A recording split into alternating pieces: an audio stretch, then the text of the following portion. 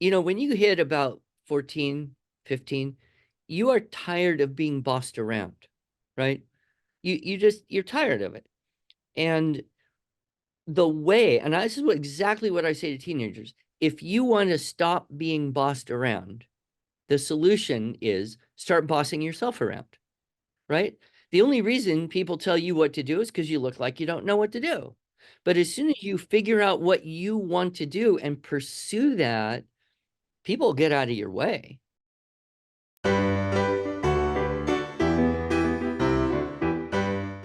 Good afternoon, everyone. This is Gretchen Rowe, and I'd like to welcome you to this episode of the Demme Learning Show. And I am so excited today to get to spend an hour with my dear friend, Andrew Pudewa. Andrew and I have been ships passing in the night at homeschool conferences for 15 years.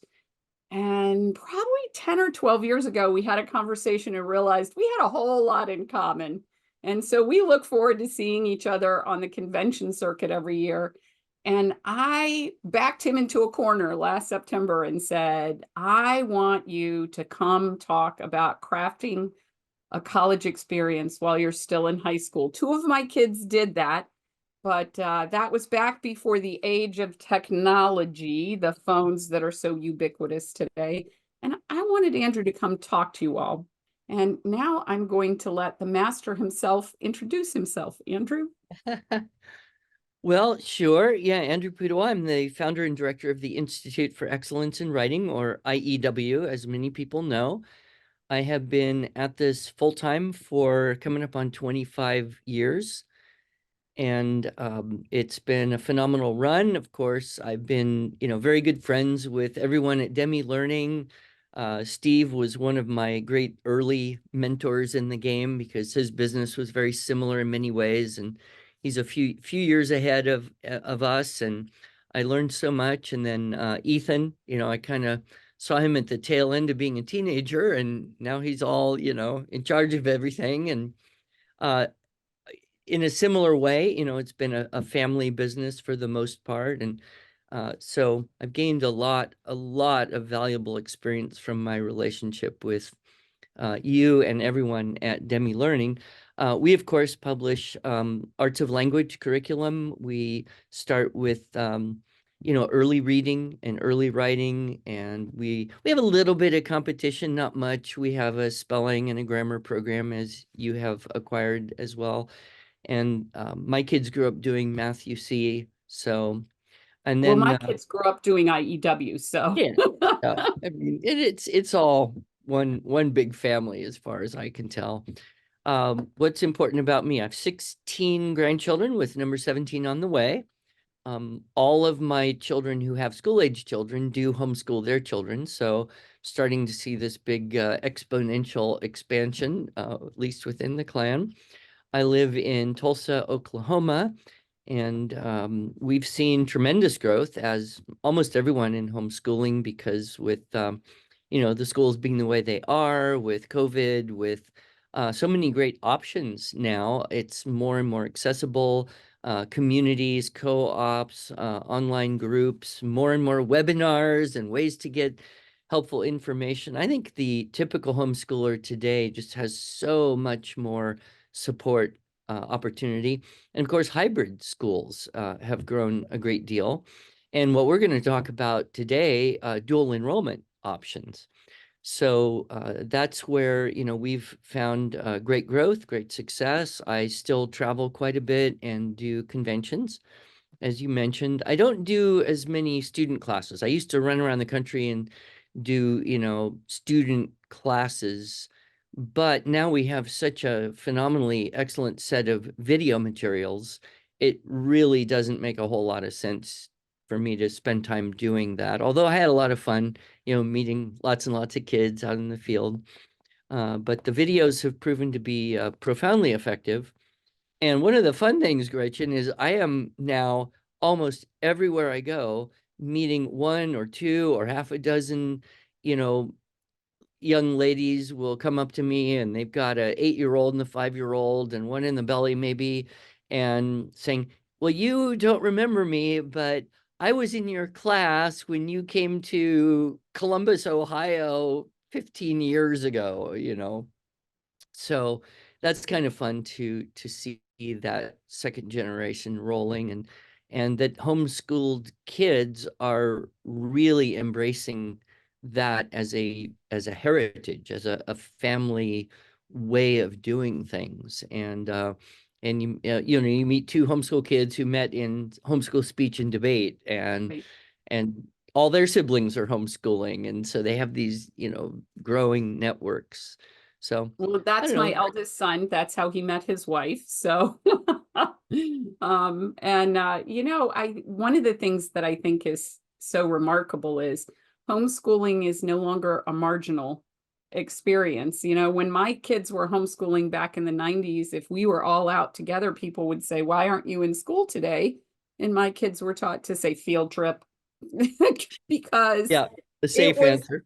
so different from the norm. And had the privilege of homeschooling through the evolution of watching people say, "Oh, you homeschool," instead of, "Oh, you homeschool."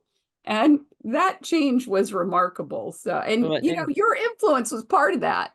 well, we were all out there stumping and working hard, all of the companies that were serving that market 25 years ago have kind of grown up with it. And of course, we've expanded a lot into schools, particularly charter schools and classical education schools and hybrid schools. But you're right. Now it's pretty much, if you talk to any random person and you say homeschooling, they will almost always say, "Oh, I know somebody who homeschools, or my neighbor homeschools, or my brother-in-law, their family homeschools." And so it's kind of as though everybody knows somebody who homeschools now. So to that degree, it is much more mainstream. And I think for so many, it's such a great option, and we want to continue to serve that and grow the options. And I think that's part of why we're doing what we're doing today, and why you keep bringing more and better and consistently great information to all those parents who want to figure out the best way for them in their situations. Absolutely. And my only goal when we started this and during the pandemic was to keep parents in the game a little bit longer. And that's what we have really sought to do here. And I think we've done a pretty good job. I have a wonderful team and I get to have terrific conversations with people like you. So before we really climb into this, Andrew, because we had a million questions and a lot of people had a lot of similar questions. I would love to give people a little bit of background into how IEW came to be. What is your background? And I know this story, but I would love for our audience to know a little bit of how Andrew became the face of IEW. Well, the very, very short version of what could be a painfully long story is my training is in music. So I lived in Japan for 3 years. I studied with Dr. Shinichi Suzuki and the Suzuki Music School there. I came back and was teaching music, and also I did a few years at a place called the Institutes for the Achievement of Human Potential, which was a place in Philadelphia where we taught programs of treatment to families with brain injured children. So I Mhm. learned a great deal about child brain development. My pedagogy was in music instruction, and I happened to get a job at a small school in Montana, kind of just a fill-in private school. I had never worked in a school before, but I was ending up teaching fifth grade, and then the next year, seventh and eighth grade. And one of the teachers there was a Canadian who said, "We need to go to Canada and learn this thing called the Blended Sunsite Program of Learning." And she was very persuasive. So, this is a very small school. I think there's only, 8, 10 faculty total, but we all went up to Northern Alberta. This was the summer of 1990. And there I learned a program of phonics-based reading and writing instruction, as well as the structure and style in composition system for teaching writing. And I came back and I used that in the school where I was working, and it got phenomenally good results. I mean, it was different than anything I had ever learned. I think the thing that was most remarkable to me is when I saw it, I thought, whoa, this is very much like a Suzuki method approach to teaching the skill of English composition, in that it used modeling, it used graded gradual increase of complexity. It Mhm. used a very tight teacher-student feedback loop. It was a pathway. Anyone could step on the pathway and make progress. And so I decided the next summer to go to Canada and take that same 10-day teacher training course again, because I thought I understand this a little, but there's so much more. So I came back, taught another year. Then we moved out of that city. I stopped working for that school, and I started teaching a little class on the side for my two oldest children, who were 10 and 8 at the time. And we had started to homeschool them. So I had this little group of 8, 9, 10, 11-year-old girls. It was just my kids and their friends. And so I taught then kind of in a twice a week, I think, situation. And it was working so well. I decided to go back a third year and take that same course again. And they said, well, if you're going to keep coming back, you might as well join our team and help us teach this thing. So I joined the staff of the Blended Sunsite program people in Canada, and started then to kind of think, maybe I could do more with this. Mhm. Um, I always kind of had a side gig going, because quite honestly, teaching violin doesn't make a lot of money, and I had a growing family, keeping my wife at home. So I always kind of had some little side gigs, side business, and not most of them didn't make much more. But when I kind of stumbled into this idea of I could teach a seminar to homeschool moms on how to do this writing program, maybe they would pay for that. And so and this was pre-internet days, but I made a little paper flyer and I printed up 500 copies and I stamped them up, and I got a homeschool group in Seattle to agree to put labels on it and send them out. And I got 20 people to pay me $40 to listen to me talk for a day and teach them this writing system. I thought, that's more than I make a whole week, teaching violin as hard as I can. This has potential.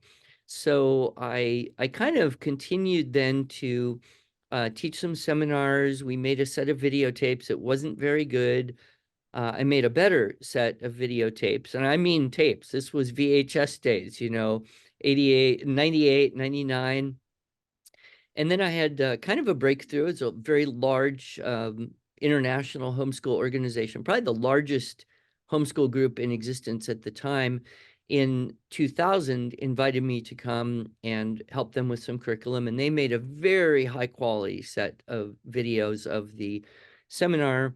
I went back the next year, made some more videos, and by that time I was actually making more money teaching writing seminars and selling videos than I was teaching music. So in 99, I moved from Idaho to California, went full-time in IEW. Year after, got our first employee, and it's just been growing steadily since then. We now have somewhere around 60 employees, and we've done business in, I don't know, every state, 38 different countries. It's pretty amazing. And, to be quite honest, I would attribute our success entirely to God's grace and God's providence, and not my personal brilliance or ingenuity or entrepreneurship skills. If anything, I lack all of that. I've just been super blessed by the circumstances, God bringing me all the right people at the right time and making really good, helpful connections and friendships, like meeting Steve Demme early on.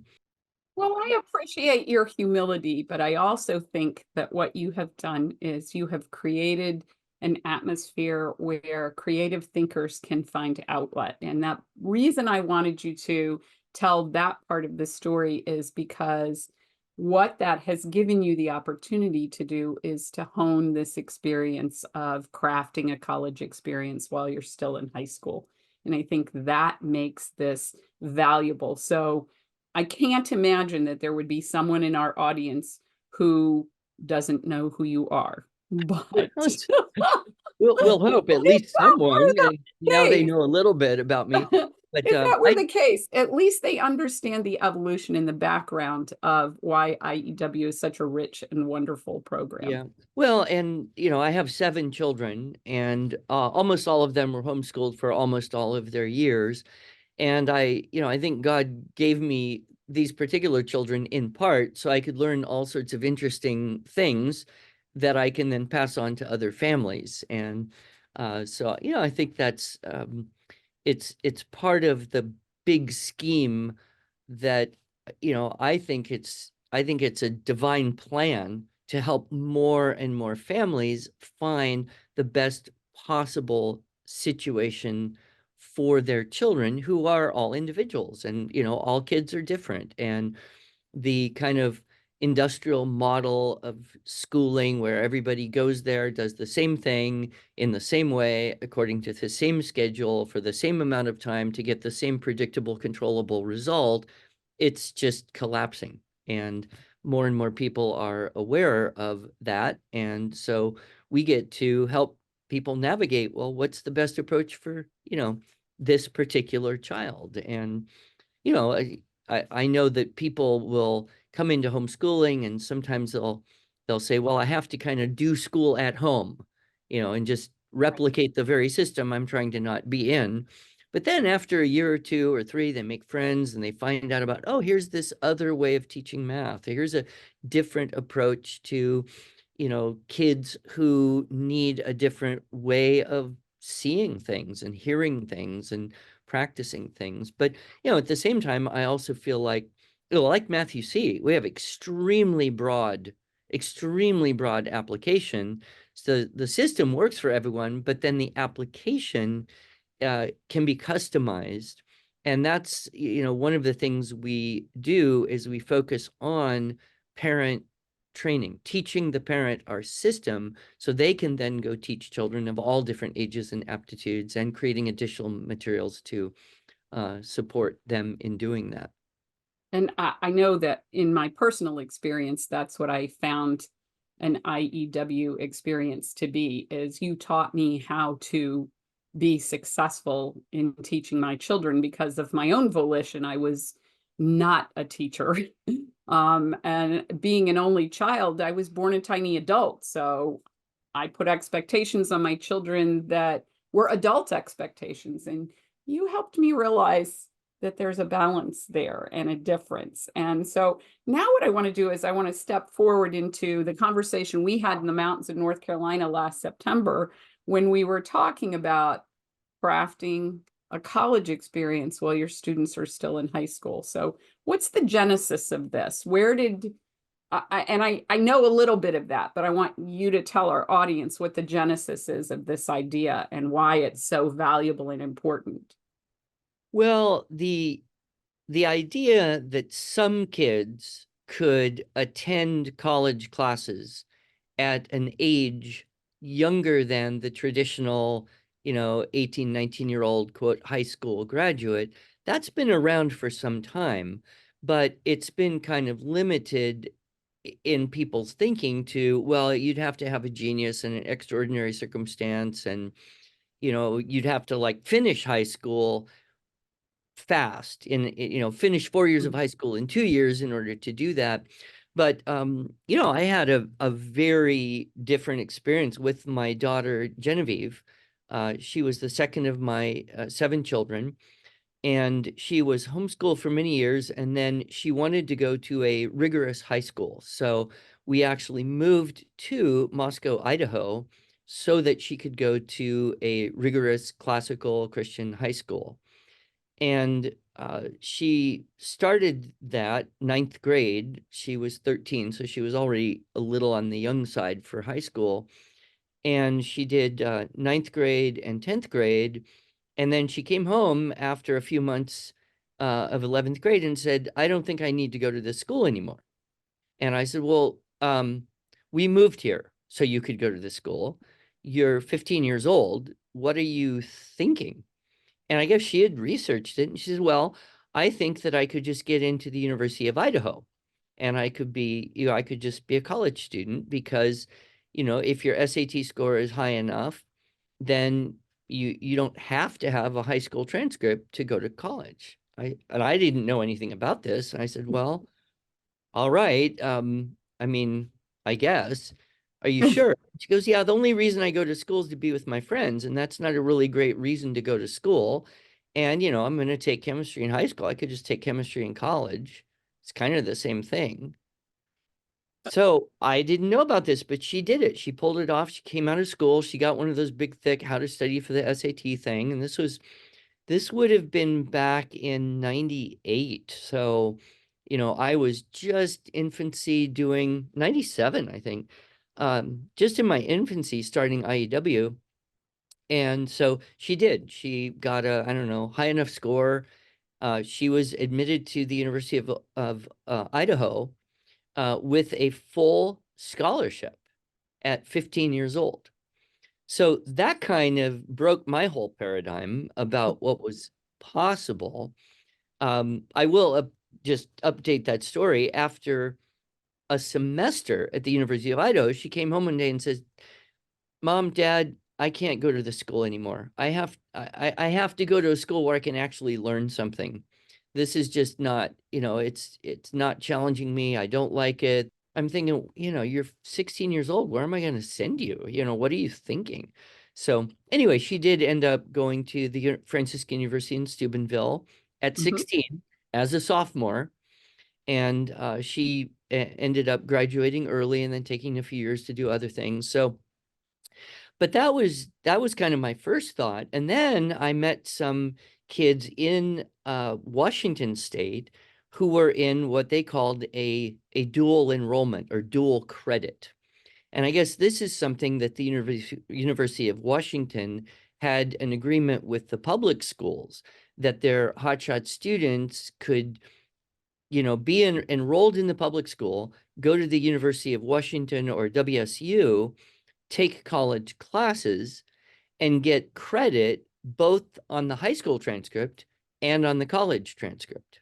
Mhm. And the high school paid the tuition for the university. And Interesting. so that sounded like, that sounds like a pretty good deal. And I had one of my writing students, I was teaching a little writing class in Moscow at the time, and she was only 16 and she was doing this. And she said, yeah, I'm enrolled in the high school, but I never go to the high school. I only go to WSU, Washington State University.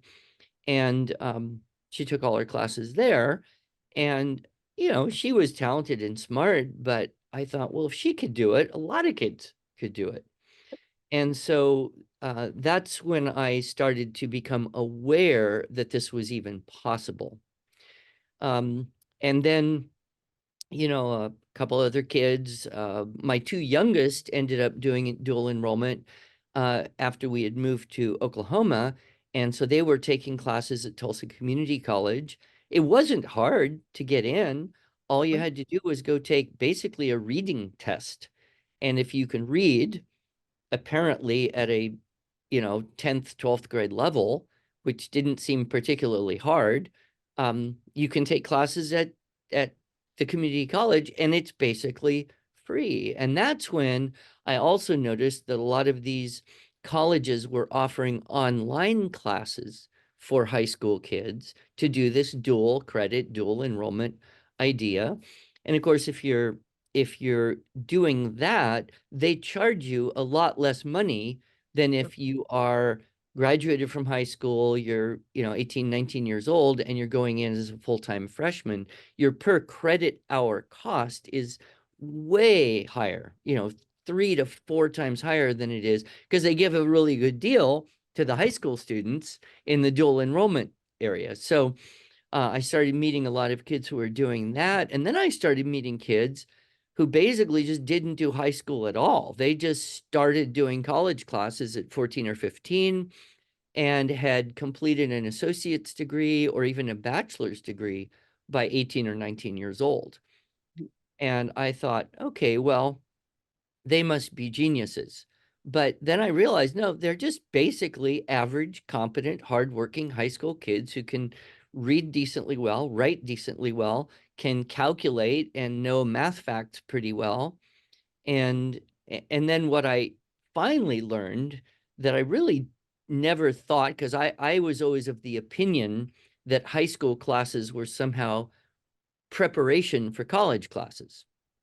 But then I realized, no, if you take, a first year English composition, grammar and composition class in college, it's really about the same thing you would be taking in high school. If you take chemistry in college, and I experienced this because I took chemistry my first year in college, and it was the same chemistry. There was nothing particularly new. The only difference was in high school, they stretch it out for a whole year, and in the university, it's a semester. But the content is the same. And then, you talk to more and more people, and it's like, yeah, it's the same stuff. It's just everybody knows that college is a review of high school because nobody learns anything in high school. They pretend to learn, they get letters to put on a transcript, but they don't necessarily remember anything. And so your first couple years of college are just a review of what you should have learned. Right.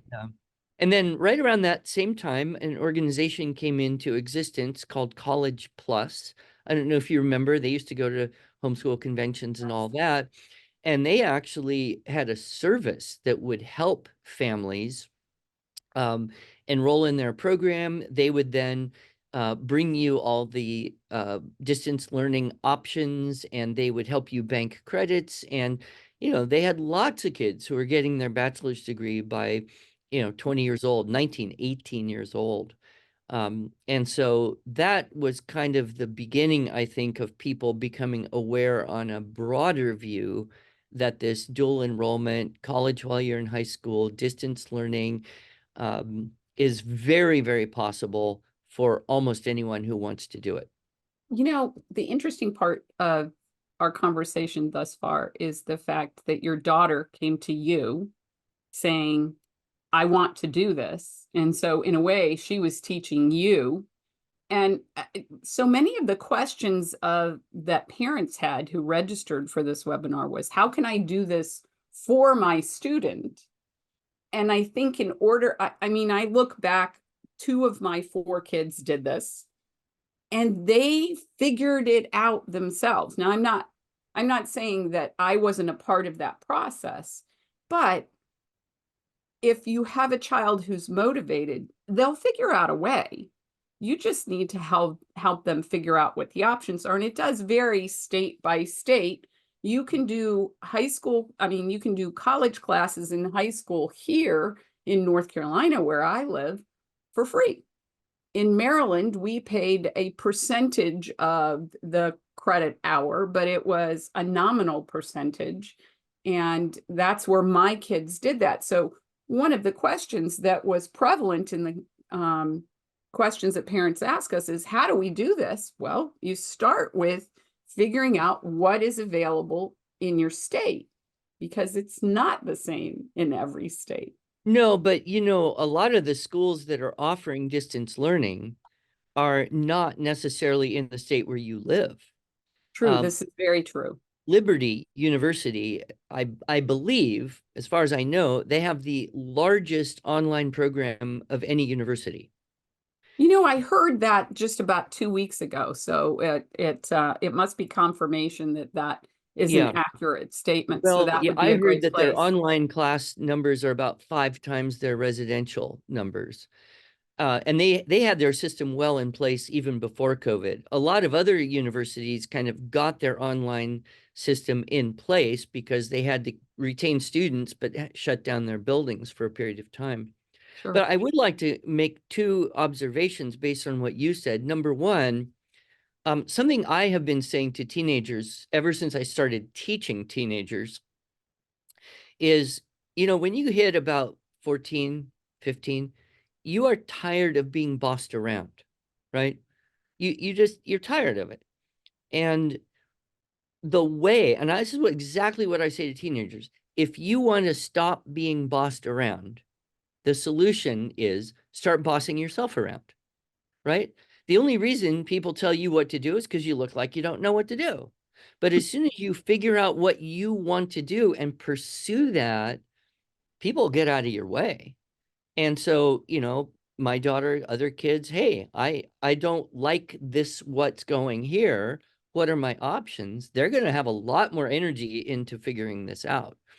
Right. The second thing I would do is I would point out, I would quote John Taylor Gatto, and I know the underground history of American education, dumbing us down, the hidden curriculum, compulsory education. Gatto taught eighth grade English in Brooklyn, New York for 16 years. And he made a statement I have found so absolutely true. He says, what every 13-year-old in the world wants more than anything else is real, honest to God, meaningful life and death responsibility. They want to be adults. They want to grow up.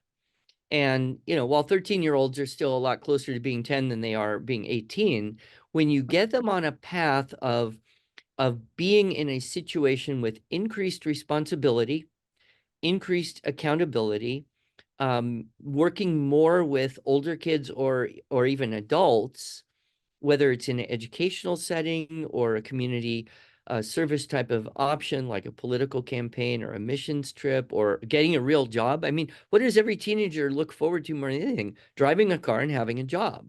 That's way more important than going to high school. In fact, part of the reason to have a car and a job was to get out of high school. So when we can create that kind of context for, hey, you can take some action and you can make some decisions to be in charge of your own education. That is so empowering to young Mhm. people. But when we have the opposite thing, which is I'm going to boss you around for the next 4 years of your life until you're 18, that's just basically depressing as far as I can tell. So, I tell the kids, turn the tables on your parents, take responsibility for your own education, and you'll have the freedom, at least a lot more freedom. And that's what you want. Right. Absolutely. I think it makes an enormous amount of difference. Now, this is an interesting question that Samantha has asked, and I don't know the answer, and you may. She said, this sounds great. I'd rather have my 15-year-old take biology and chemistry in someone else's lab than in my kitchen, which I might never have gotten the smell of formaldehyde out of my house. We'll just set that aside. But what her question is, do you know if there is financial aid for dual enrollment as a homeschooled student? I think that would be very much on a case by case basis. A school might offer, you might find some scholarships somewhere. Um, I don't know of any consistent availability, but I do know that the costs are so much lower when you're dual enrolled that it's probably better than most financial aid packages. I mean, Right, when you think about it, unless you're getting a full ride because you have super high test scores or connections or the school is desperate, I don't know. But for most kids, if you go to a university or a private liberal arts college, they will offer pretty much everybody some scholarship money. right, They'll offer everybody financial aid, but that's only because they have such highly inflated tuition costs that if they didn't offer a discount, it would look too expensive. It's a Macy's trick. Bump right. up all your prices and then put everything on 20% discount. The colleges do this all across the board. But if you are still in high school, technically, they always have a separate pricing system for dual enrollment. And like I said, it can be as much as 1/5 the cost per credit hour. And then, depending on where you live and whether you want to get involved with community colleges or not, those are often free. Right, A Tulsa Community College, my kids had all they had to pay was for the books right. because they were technically still in high school. If they had graduated high school, then there would have been, some fees on top of that. So I think getting financial aid for dual enrollment is kind of a moot thing because it's already one of the best deals you can get as is. Absolutely. One of the things that I think is very important as parents is we don't always teach our children that there is a financial cost for their desires. So this gives them the opportunity to do a little bit of research and find out, well, what would it cost you to do something like this? Sure. And several of the parents in the questions said, well, how do I motivate my student? And how do I get them to want to do this? And you sort of hit the nail on the head by saying, you don't want to be bossed around. Here's how you get out of that. Well, and a lot of kids, I think especially boys, when they hit 14, 15, and mom is still trying to tell them what to do for school every day, there's a real high potential for, I'm just tired of mom telling me what to do all the time. And if you go and enroll in classes elsewhere, either online or a local, community technical college, or, even just homeschool co-op classes, you get an external accountability. Sometimes that does a lot for the relationship, because now, the parents can kind of be like, okay, I'm on your team. I'll be here to help you be successful in this undertaking that you've got. But I don't think there's a lot of kids who would say, no, I'm not interested at all in growing up. Yeah, I want to be in high school and do that forever. At least it seems like forever. Most kids, hey, you could graduate a year early. Really? How? A lot of kids, yeah, you could you Yeah. could finish high school at 18 with 2 years of college credits. My my youngest daughter went to take college algebra because she'd finished through algebra 2 with Matthew C. And she finished her semester, and her um, college instructor at the community college said, would you TA for me next semester? And she said, what does that mean? And he said, well, you would be coming and, some of my classes you would be teaching. And she said, well, that's really, I'll ask my mom. And he looked at her and he said, how old are you? And she said, well, I'm 15. I don't drive yet. And he said, wait, what? And she said, I'm going to stop you right there because you just asked me if I could TA for you. So obviously you think I have the math chops to do it. So my age is irrelevant. Yeah. One of the great things about doing college classes while you're still, the age to be living at home is, if you're in a let's say a Christian school or an online school, and you're pretty safe in terms of, you're not going to get a lot of goofy stuff, Right. in the professors or the textbooks or the videos or whatever. But if you're in a community college, you might get some professors got his kind of agenda.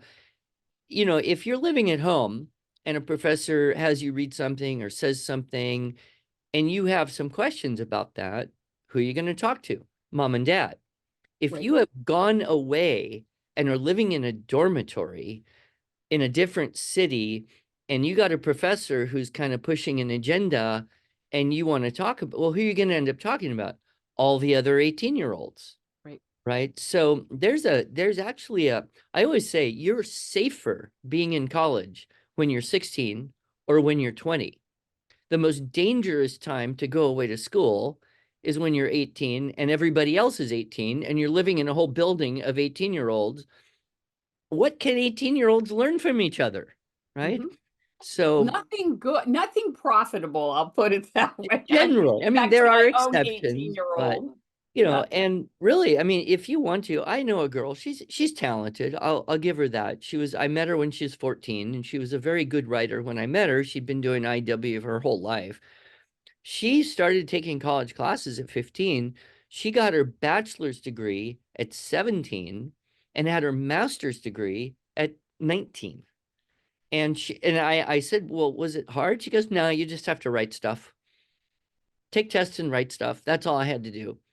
She did it in education and then in curriculum development. So it wasn't a hard science. I think if you've got someone who says, no, I want to be in biochemistry, pre-med, engineering, that's a little bit different. You can still get a couple years of gen ed done, right? And then go into your upper division, science, tech, math stuff. But if you're interested in one of those more, humanities, social sciences areas, the sky's the limit, what can be done. You just have to say, yep, I'm willing to figure out how to do it, and I'm willing to do the work to make it possible. But as far in my experience, if you're basically read at an adult level, which most teenage homeschool kids do, and you write decently well, we can help with that, by the way. We have a new product. Don't let me forget to tell you about that, Gretchen. Yes, Uh, absolutely. and basically, if you've got your math facts memorized, you can multiply, divide, know a little bit of algebra, you can go knock off gen ed classes pretty Mm. easily.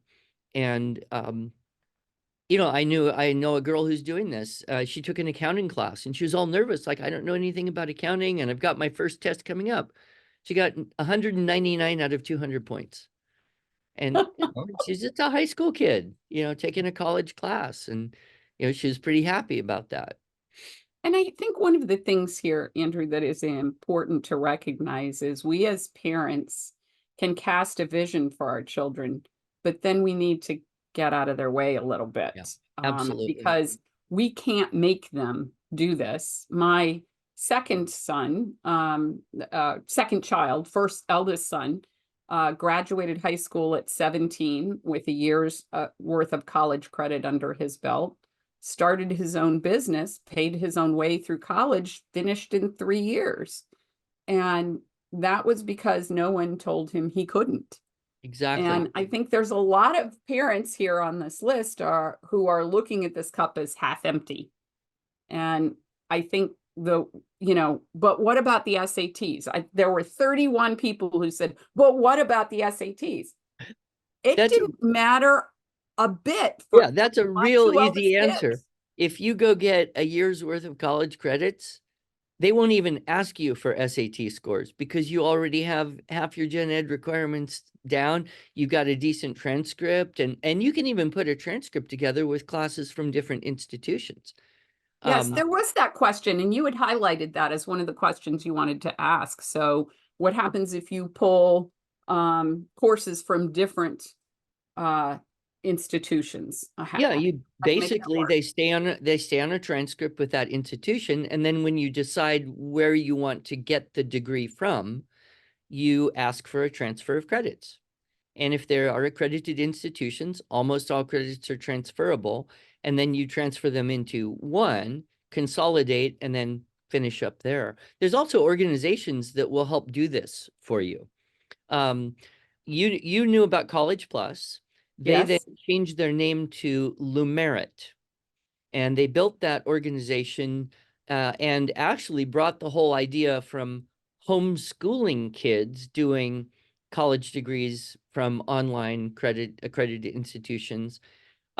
They brought it into the workplace, got some big corporate customers like Chick-fil-A and FedEx, and then Lumera, and this kind of hurt my heart a little bit because these were friends of mine who started College Plus. They sold Lumerit to Pearson. And of course, Pearson is kind of like the Monsanto of education. They want to control everything and everyone, and they're in tight with the College Board, the SAT publisher. They're in tight with McGraw-Hill and Houghton Mifflin. The whole education monopoly conglomerate is pretty incestuously corrupt. But Lumerit had a subdivision called Unbound, and that was where they specialized in helping homeschool kids do this. Well, Pearson didn't even know they had this part of Lumerit when they bought it. So it spun off, and now Jonathan Brush and his team run Unbound, and Pearson's not connected with that anymore. So Unbound, and I believe their website is beunbound.us. it is. And if you want to know more about that, we actually did a webinar with Jonathan last Oh, April. So awesome. Yeah, so you can reference that. put Jonathan Brush in the description on demilearning.com, and you can watch I that webinar and get a great deal of information. I wish I had known about that Yeah. when I had children in the process. I did not, but Jonathan made me want to go to college again because he Yeah. made it sound so fascinating. So, in that group, they all take college courses that they're enrolled in independently, but they work in cohorts and groups and have project and supplemental um, material. It is a phenomenal program. I've been It is. involved with them for And a what I couple of love years. about it is it teaches them to pursue their passions, but it balances that with the practicality of learning how to function in the adult world. And I think that that might, I see college kids who graduate all the time who have absolutely zero functional capacity in the real world. Oh, So yeah. being able to balance those things is amazing. Another question for you is, when would you suggest that the student stays as a homeschooled high school student versus dual enrollment? I think that's a great question. Well, I mean, it's not exclusive. You Mhm. can be a homeschooled high school student and be enrolled in college classes. That's what dual credit, dual enrollment means. You're taking the college class and you're putting the grade for that class on a high school transcript so that if you need a high school diploma, you can get one, you can have one. And, depending on what state you're living in, there are different ways. HSLDA will help people, with their transcripts. There are a couple organizations that'll help with high school transcripts. Although I'll tell you the funny thing, my daughter Genevieve, the one who quit high school to go to the University of Idaho and then, you know, graduated from Franciscan University with a bachelor's degree, she still never got a high school diploma. And she could easily have continued into graduate school. She just didn't want to. So there's no rule that says that somehow if you don't have a high school diploma, you can't get a college degree. Right. But most people want to have that base covered just in case. And it's just a dual enrollment thing. And you create the transcript the same way you would if you were homeschooling, only you use the grade that's also on a college transcript for the high school class. Absolutely. Oh, we have another really good question here, which because I know that I saw these three letters come up at least 4 times in the questions that were submitted. And this says, as a homeschool foreigner emigrated to the US, we are pretty new to the US system. As I understood what you said, could my high school child directly enroll in a community college instead of doing a GED, or is a GED requirement necessary to finish your high school? It probably depends on age. So if you are 15 or 16 and you enroll in a community college, they will not expect a high school diploma or a GED. Like I said, they're just going to give you a reading comprehension test, probably, if anything. If you are 18, that's traditional age of having finished high school, then they may ask for a GED. By the way, a GED is not a hard test to pass. I mean, most anyone can walk in cold and do it. But if you want to, you can get a how to study for the GED and take Right. that test. But that's the advantage. Now, one thing I'll mention here, Gretchen, is some of these schools will say that you have to be in 10th grade or 11th grade to do a dual enrollment. Mhm. Okay, now here's one of the cool things about homeschooling. Who says you can't skip a grade?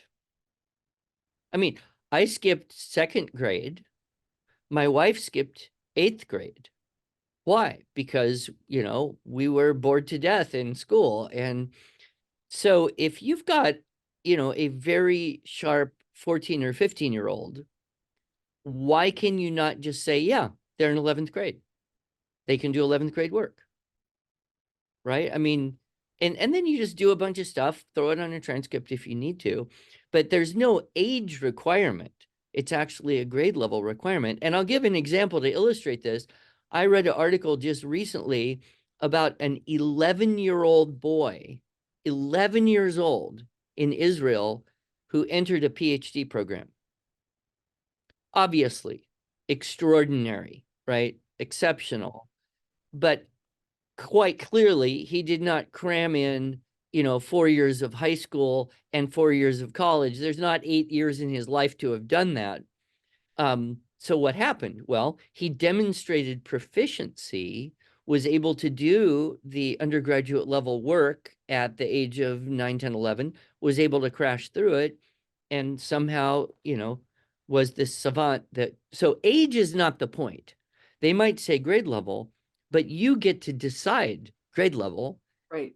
much like, hey, if you know that, skip 8th grade, go to 9th grade. Who's going to care? Who's going to even notice, really?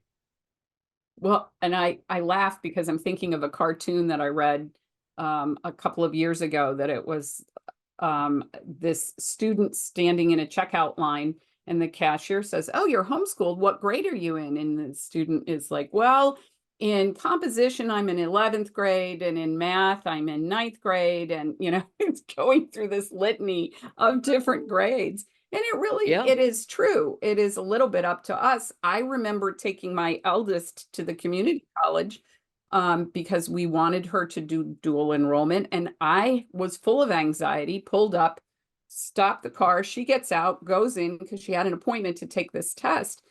She was gone less than 11 minutes. And she comes walking back out to the car. And I'm thinking, oh my goodness, I have failed this child. They Now I kicked know her out. nothing. I just see her walking toward me. But she gets in the car and I said, "How did that go?" And she said, "Fine. It was a reading test. It took me about 6 minutes." And then I had a nice conversation with the lady, and I start classes in 10 days. Yeah. And this is what, it's stories like this that parents need to hear, because most parents are just, their only framework for thinking about this is their own experience. And Correct. what did I do? I spent 4 years in high school. Then I applied to university, and I had to submit transcripts and SAT scores, and I had to pay tuition. And so a lot of people, because that's what happened to them, they think, well, that's the only way to do it. But True. what we're trying to do is pull up enough stories and examples here, I think, so that everyone realizes, no, there are way more options than you even know about right now. And there are groups that will help you figure this out. I want to mention another group, if I may, Gretchen. This group is called Christian Halls International. Their website is christianhalls.org. And their goal is to help communities set up small groups of teenagers and young adults who want to take college classes from accredited institutions, distance learning, online classes, in a group. So, for example, I could say, I want to start a Christian Halls group. I can get, 2, 3, 4, 10, 12, 100, however many, teenagers I got, or young adults over that age. You don't have to be any particular age. And we would then, as a group, let's say I had half a dozen kids. Okay, here's the menu of classes that Christian Halls International will offer from these different universities. He's got over a dozen fully accredited universities he's got courses from. Let's all enroll in this one class, or these 2 classes, or 3 classes, or however many you want. So the kids in the group enroll in the same class.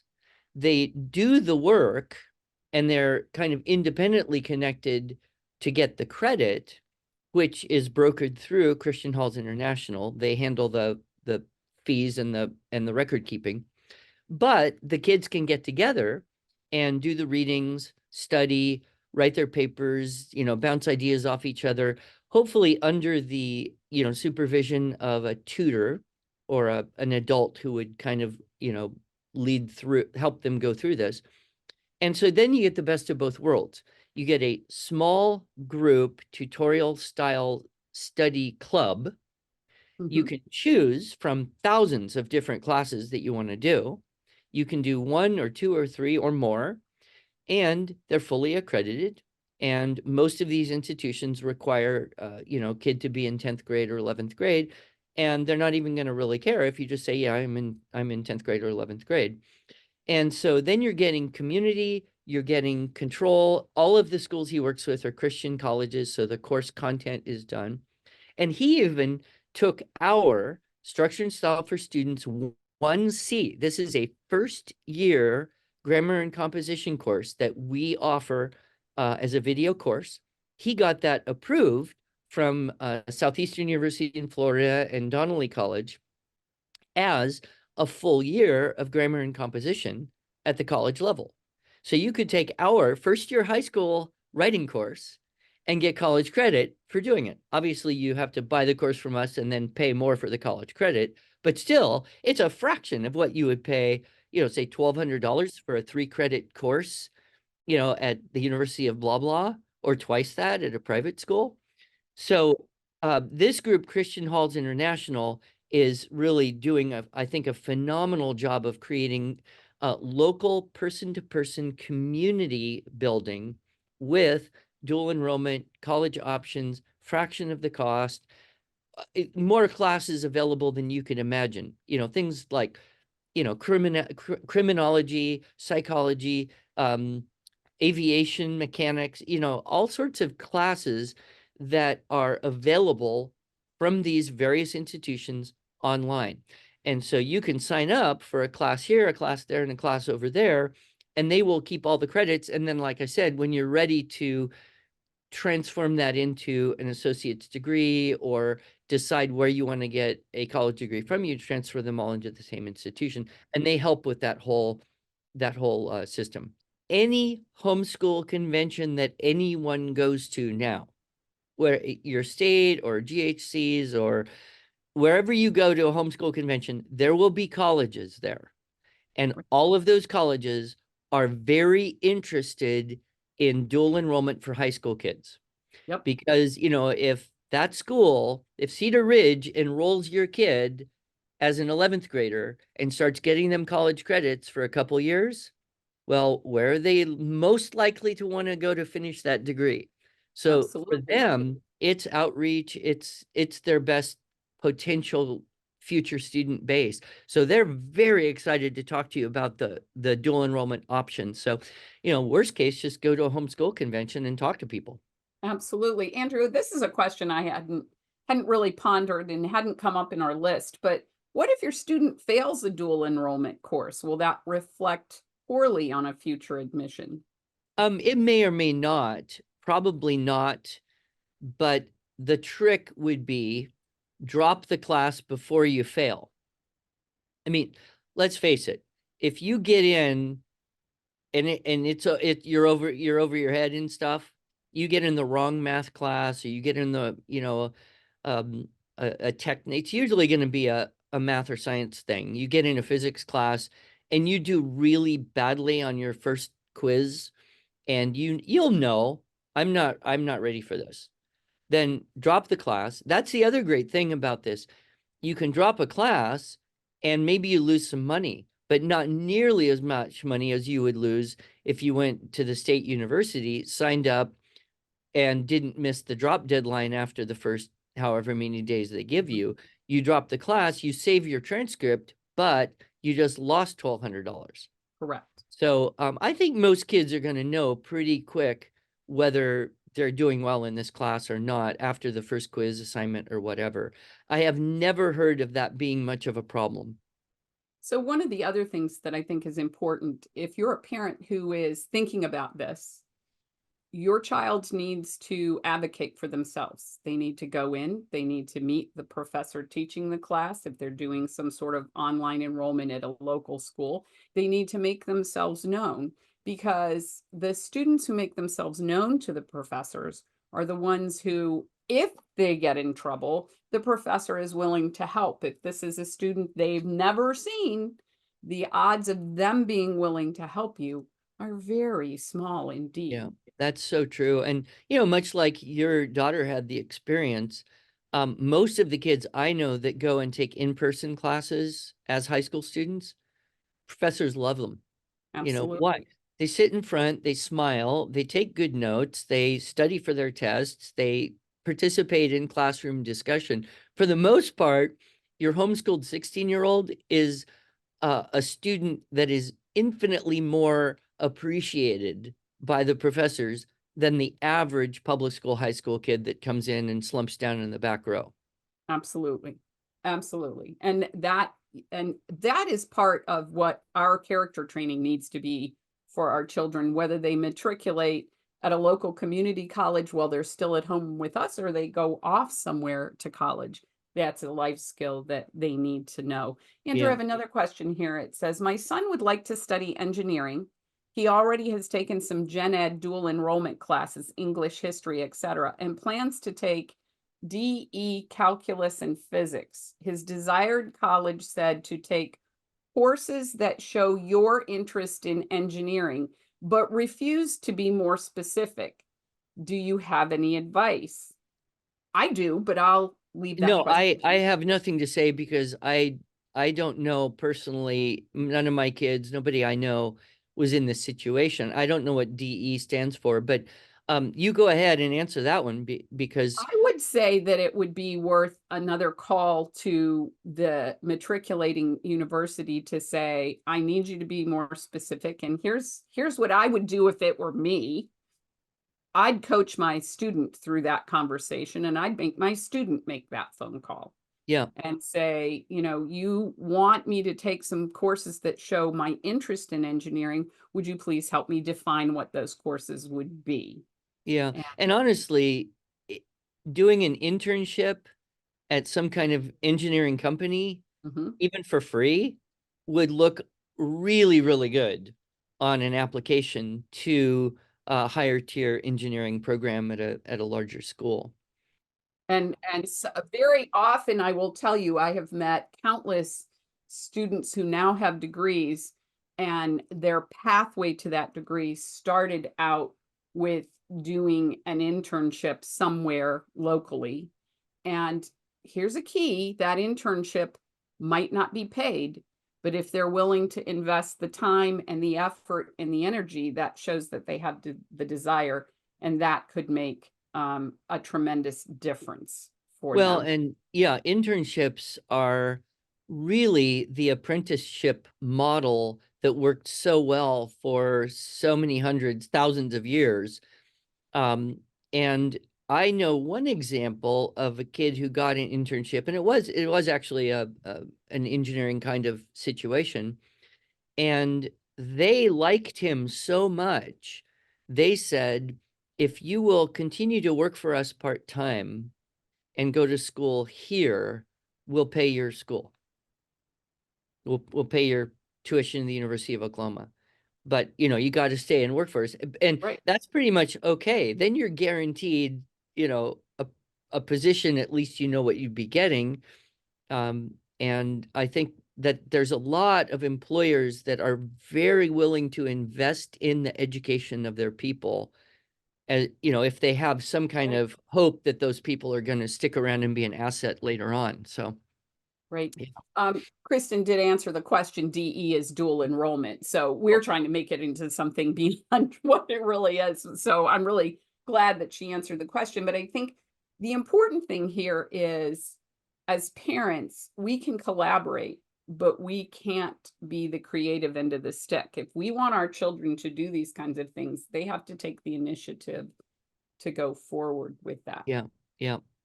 Um, Before we run out of time here, can I give a plug for our newest Yes, please product? do. Because Because, I can't believe this conversation has gone so quickly, and it's been so well, I'll fascinating. go as long as you want, but I did want to mention that, a lot of people are kind of familiar with IEW.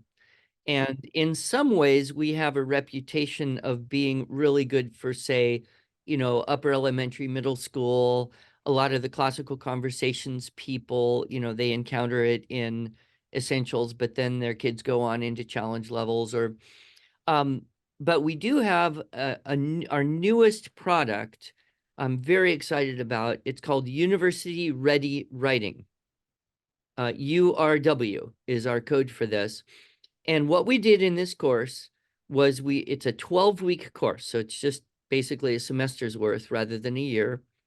And we basically teach as much as we can about the structure and style system combined with the needs, what to be aware of when you go into doing academic writing. So your MLA and APA and formatting and your sources and citations and that stuff. It has a superb module on advanced note taking, which is kind of like keyword outlines, but on steroids because you're using graphic organizing. And it's the single most valuable thing I ever learned when I was in college was this this method of kind of stick branch keyword note taking. It's so efficient, so effective. Just that is well worth the whole cost of the course and doing it. But it's a great course. You can actually get a couple samples online and see if you like it.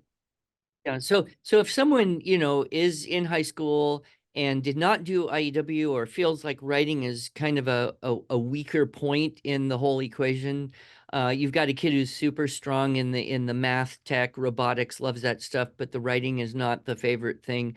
This course is kind of, I think, the most efficient way to get as much experience and information as possible in the shortest amount of time. So very pleased about this course, the way it came out. It was recorded live with live kids in the studio, and we had a lot of professional input from college and university professors to Great. be sure that we would be teaching exactly to that point of need.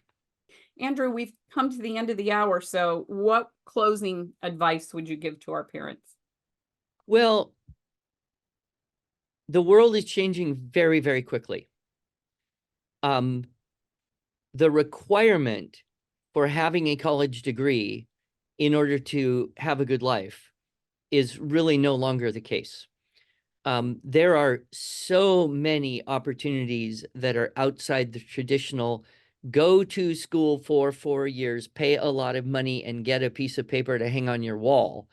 It's Mhm. just not a good deal anymore. And that's not even touching on the problem of the wokeism and the indoctrination and the environment at most colleges. Now, Mhm. are there good colleges? Yes. Are there, Christian liberal arts schools that still have a higher goal in terms of rigor, in terms of character development, tradition? Yes, but they're harder to find. Right. And right now, I think that most public universities are just really bad environments in so many ways. Your schools like Harvard and Yale are just uber woke. And it doesn't even seem to be necessary. In fact, Elon Musk just recently made a statement. He said, educational background has no effect on our hiring. So you Interesting. could be an autodidact. You could teach yourself, programming. You could teach yourself engineering. You can go get the entire curriculum at MIT for free online and study it. You won't get the piece of paper that says you paid $120,000 to be at MIT, but do you really need it? And then you think of the fact that most of the jobs that exist today didn't exist 40 years ago, you Yes. know, and a lot of the jobs that exist today won't exist even 10 years from now. And so kids are they're much more in tune to the trends and the things that are happening in the people in their demographic. If they can get involved with adults who are running businesses and doing real things, not college people who live in an alternative pseudo professional environment, but living in, interacting with people who are really working in a professional way and get involved with adults right there while they're still teenagers, they will have a better concept of what they need to be prepared to do that type of real work and be at the top of their game 10, 15 years from now. The other thing I want to say is there's this kind of sick thing that is set up. If kids don't go straight into college from high school, then they lose Pell Grants or scholarships. They lose opportunity. The system is designed to trap the kids into high school and then trap them into college, and it's a scheme. In some cases it's even like a scam, but the scheme is set up to make everybody think that's what you have to do.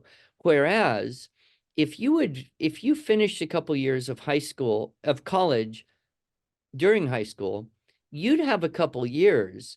You could go and do a missions trip. You could go and work in a business for a couple years. Mhm. You could go and start your own business for a couple years and see how that goes. And then decide, well, okay, from knowing now with a couple years of real life experience, what do I want to get out of continuing my college education? rather than saying, yep, I'm going to go into social work. And then you go straight from high school and then you graduate with this degree in social work and you have to go work for, somebody that hires social, and you may not even like that. Right. You weren't old enough to have a concept of what that was before you were so heavily invested in it that you couldn't back out with losing too much time and money. So I Yes. really like the idea of a gap year or a gap 2 years to just grow up a little bit and know better what the world is about and what you like and how you want to live as an adult. And you can afford the gap year a lot more easily if you are going into it with a year or two of credits already under your belt. Absolutely. I think that makes a tremendous amount of difference. And I also think there's merit in, if you have a child who wants to be a social worker, find an opportunity for your child to shadow that person. My youngest son had said from the time he was 6, he wanted to be an attorney until he did a 3-week internship with an attorney. And he said, absolutely not. I do not want that. And but if we had said to him, "Man, that's really not what you want to do," we wouldn't have been able to dissuade him of that. Yeah. Having Yeah. another adult who was willing to bring him alongside them and allow him to see what a real life attorney's life looked like. And the attorney he apprenticed with was a criminal defense attorney. It was a valuable experience. Now, if you had told me at the outset that he would come back saying, "Oh no," I wouldn't have believed you because I thought for sure his eyes were going to stand on sticks and he was going to want to do that. But here's where a parent can come alongside your student and say, "Hey, do you want to do something like this? Let's see if we can find an opportunity here in our community for you to see what that is like." And what a valuable service for us as parents to be able to provide, to allow our children to begin to discern, is this something we want to do? Makes Yep. all the All difference. good. Well, I hope everyone who was listening and those who listen to the recording will get enough ideas that they can more readily pursue this. And I would encourage anybody who's never been to a homeschool convention, just plan on going, even if you have to drive a ways or fly. It is so worth going to a convention. And if you happen to be at a convention where I am, or probably where Gretchen is, and you want to talk about this some more, I think we'd be very happy to talk about the options. And um, I, I'm very excited for young people today. It's probably the hardest time ever to have been born into history in terms of just keeping up with technology and everything moving so fast, and a somewhat uneasy geopolitical climate. But on the other hand, the resources and opportunities and um, options for young people today are so much greater, that it's kind of a double-edged sword in that way. And we, of course, as parents, want to, as you said, not micromanage, but help them find the best options and trust that the Holy Spirit will guide and direct as well. I mean, you know, the bottom line I figured out about kids is they're not actually my kids. They're God's kids. I just try to help out a little bit, and you don't get to design the sheep. You may be the shepherd for a while, but you don't get to design the sheep. Absolutely. That is absolutely the truth. And, enjoying the journey is part of the process. Your kids are going to grow up a lot faster than you ever realize. And I wouldn't have traded a single day. There were some days I might have liked to put them on the big yellow bus, but I wouldn't have traded a single day. It was awesome. Thank you so much for taking this time to share with us today. Andrew, we'll have to do it again. There's a million things we could talk about. I laughed when you said, "Oh, we don't need to plan this. You and I could talk about anything." So, Well, um, I think it was good, and hopefully we answered some of the more important questions for everybody. And absolutely. I'll see you in the not distant future somewhere Yes, on sir. the I will road. look forward to that. This is Gretchen Rowe for the Demme Learning Show. Thank you all so much for joining us. It has been our very great pleasure to spend this time with you. And of course, the show notes and the recording will be available on our YouTube channel or at demmelearning.com.